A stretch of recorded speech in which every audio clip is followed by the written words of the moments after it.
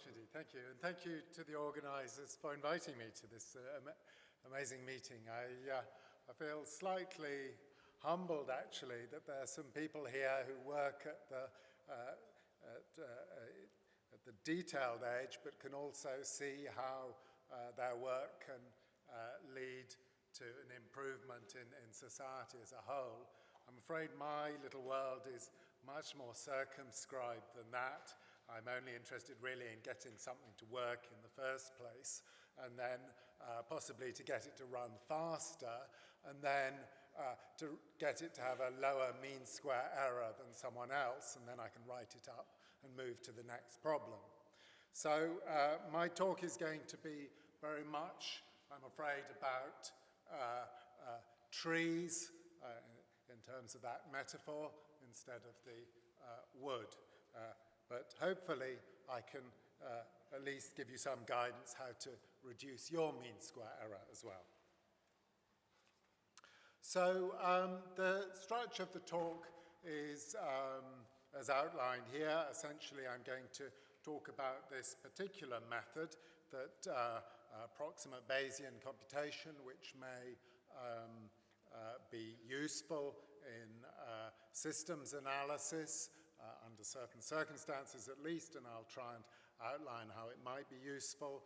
I'll give some example applications, and then I'll just go very briefly into a little bit more detail of the ABC methodology and work through a particular example that I've been involved with colleagues, and then just look at possibly some more future directions. Okay. So what do we want to do when we model a complicated or complex system? Well, obviously we want to understand the structure of the model, and we want to be able to compare models and choose between them, ideally.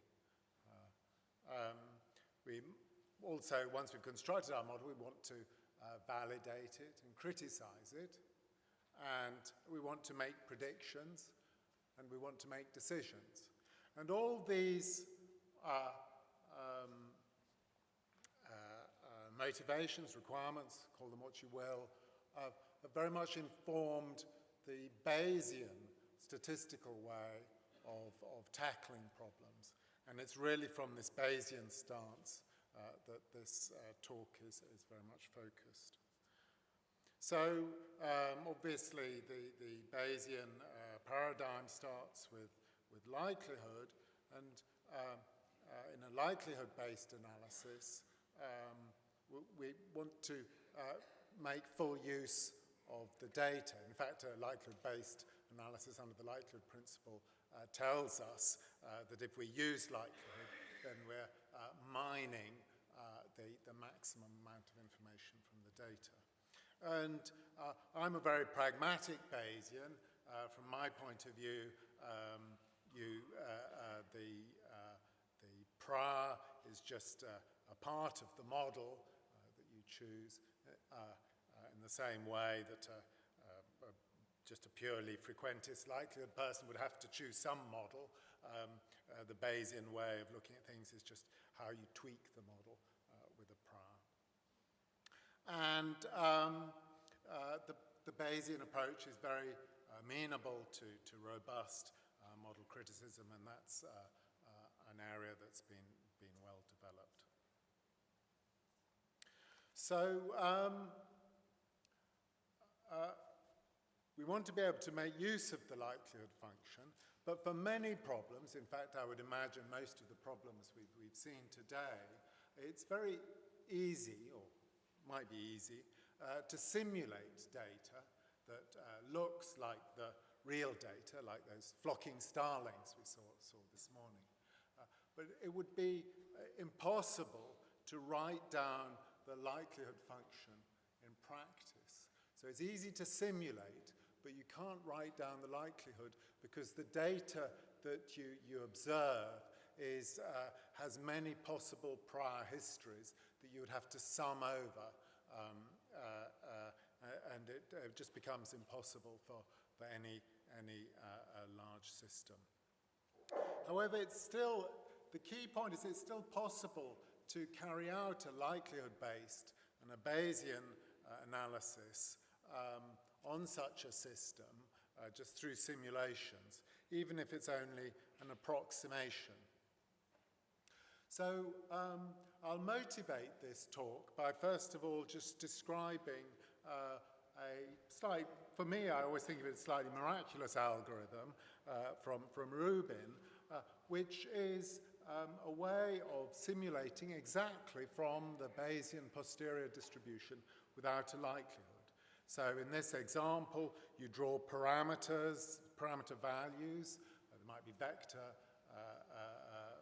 valued parameters from a prior distribution. That's step one. And then in step two, you simulate a data set from your model with that parameter value, and then you reject the simulated value if the simulated data doesn't match exactly your observation. And certainly for discrete data, and if they're of low enough dimension for you to have a reasonable chance of hitting your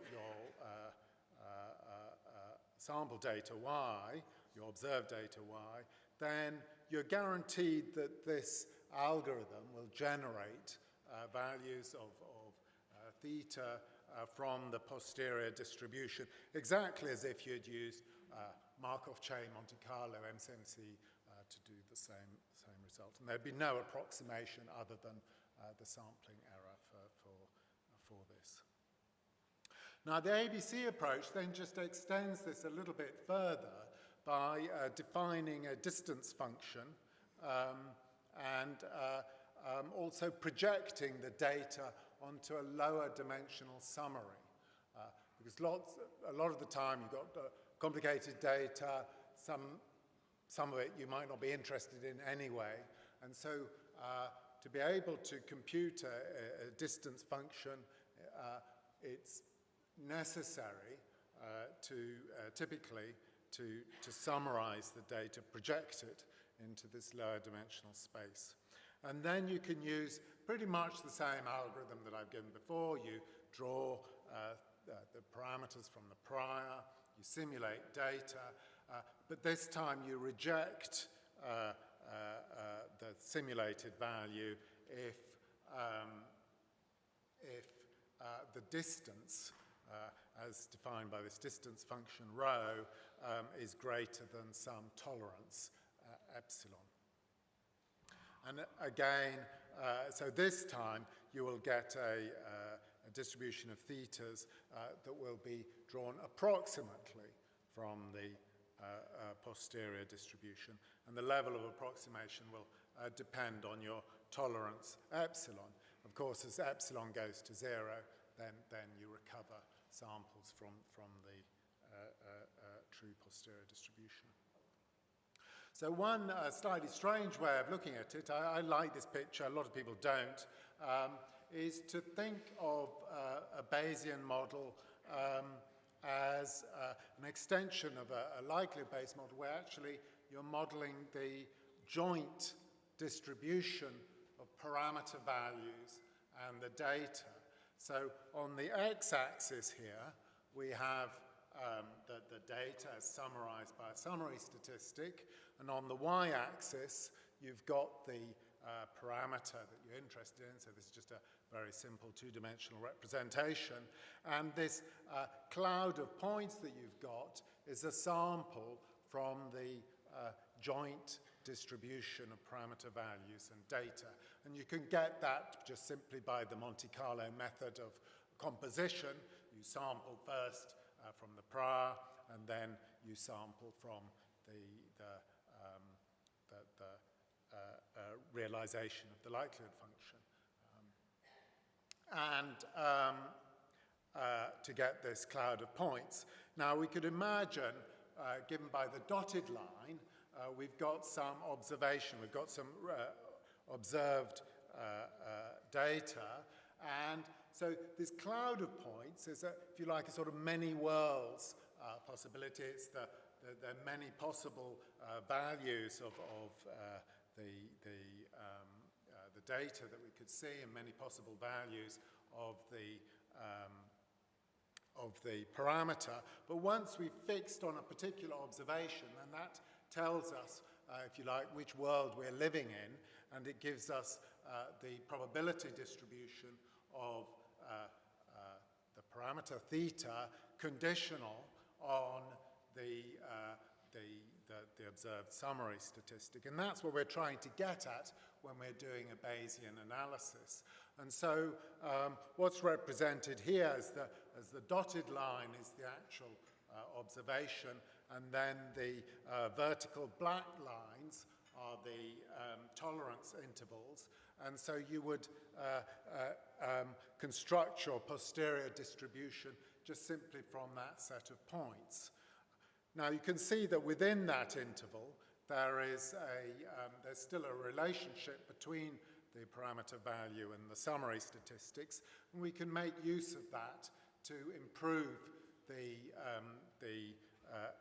ABC estimate, as I'll describe later.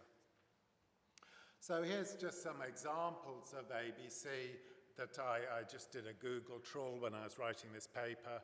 I don't know, I mean, I did look at the papers, but I wouldn't vouch for them in any particular way, but I chose them because they were all rather different from each other. And it certainly seems to be the case that the ABC idea, which was developed really, I think, in honesty, just purely in population genetics in the in the late 90s and early 2000s, and it's now been taken up quite widely over a number of different subject areas, as you can see from this picture. So there are three main methodological methods. Three methods. Yes, three main methods of ABC. There's the rejection and regression, which is really the sort of original approach that was developed in population genetics, and it's still used a lot. So this Prado-Martinez example from a Nature paper is whole genome data. So that's you're looking at 3 billion base positions and comparing them amongst a number of different individuals and trying to infer parameters about the demographic history of the population. So it can be used for large big data examples. But it is potentially inefficient in that the posterior distribution, so if, in this case, if there's anything interesting in the summary statistic, there's going to be a relationship between the summary statistic and the parameter, and obviously the tighter that distribution, then the more wasted effort there is in simulating parameter values from the prior, because the posterior distribution is going to be much, much narrower than the prior. And so to make it more efficient, you can embed the rejection step, the ABC rejection step, in a Metropolis Hastings type of algorithm, as the Metropolis Hastings is the main workhorse in many Bayesian problems, and you can just put the accept-reject step in place of the Metropolis step, and it works just fine, and you can prove again that as the epsilon tends to 0, you'll recover the true posterior distribution. And so I just, as an example there, from a recent paper in AMNAT, there are many examples of the MCABC. It's a popular approach So this is an example of behavioral modeling in Drosophila melanogaster. And an alternative method is to use sequential Monte Carlo, which is, again, a sort of popular method in Bayesian computation generally. And here we just iteratively refine the parameter value. So you start by simulations from the prior, but in the end you end up with sampling values of theta from the posterior. And as long as you correct for that in the right way, you can get valid samples from the target posterior distribution, or the approximation of it, the ABC approximation of it. And so this is a recent example modeling bovine TB in an epidemiological model, spatial epidemiological model in the UK. And it's also possible to carry out model choice with the ABC, so you can simulate samples from the joint distribution of models and the data, or summary stats, again using the same sort of basic methodology,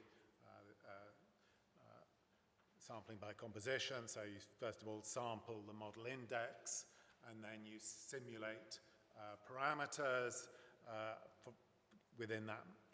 from the prior for that model, and then you simulate data for the parameters, sample parameters for that model, and then you reject or not. And so marginal to the parameter values within all the particular models, the distribution of the accepted MIs will be sampled again from the posterior distribution of models this time. And again, there's this basic rejection approach has analogues in the regression ABC. Sorry, that should say regression, not rejection ABC. Regression ABC, MCMC ABC, and SMC ABC methods. Now, so I've always wanted to put this up. Pitman, Koopman, Damois. It sounds very grand. So it's a sort of bit of a buzzword amongst colleagues at the moment. I have to admit, I've never read the paper, but it is quite an interesting theorem that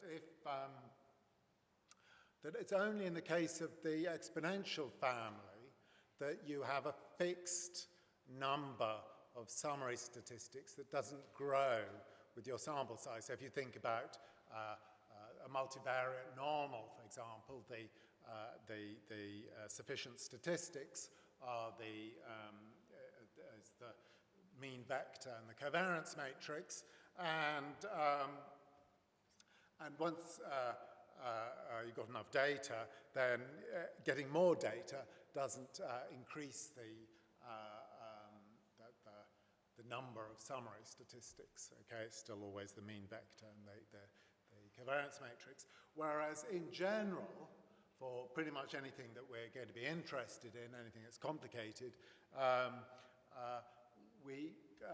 it's always going to be the case that the number of summary stats scales with your sample size. And so we can't really expect to capture all the information with any predefined set of summary statistics.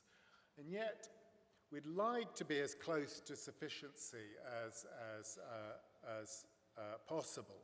And so more statistics will, the more statistics we have, then the less likely we'll be able to match them for any given tolerance interval. And this is an example of what's called the curse of dimensionality. So this is a toy example. So we could imagine that the summary statistics are always distributed in this units hypercube, and if you just looked at a one-dimensional hypercube, and we accepted the 1% nearest points, then just in the case of a one dimension, then if we just looked at one of the summary statistics, which happen to be that one, then obviously we can see that just 1% of those points are within our target region. So that looks okay. But if we go to 2D and we accept the nearest 1% of points, then you can see that,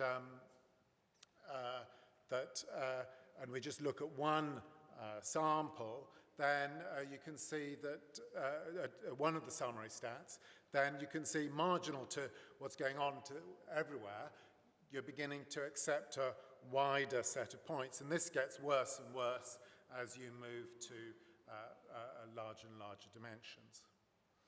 And this has suggested this semi-automatic ABC where you can project your set of summary statistics, your large number of summary statistics, onto a single number, which is given by regression, which is your posterior mean.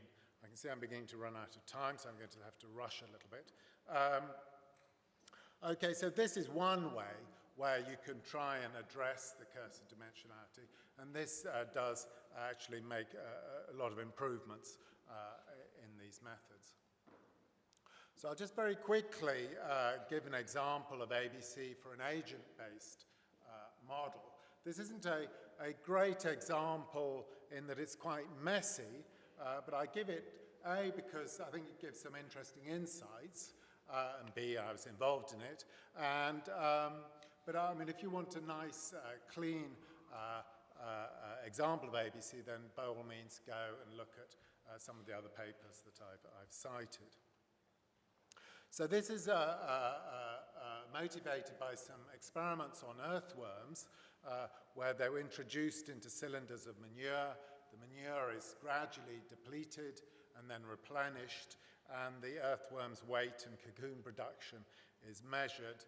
And the ultimate objective of this set of experiments was to quantify the effects of pesticides on earthworms as an incidental effect on earthworms. So I'll just quickly rush through. So a complicated model, agent-based model, was developed where we look at the individual worms make these decisions. They have complicated decisions. So it's a complicated model, and there are many parameters in this model, and we can use the ABC approach because it's massively parallelizable. You can just send all the simulations off to different cores. We can send all these simulations, even though each individually take quite a long time, and we use a large number of summary statistics. So the summary statistics are represented here.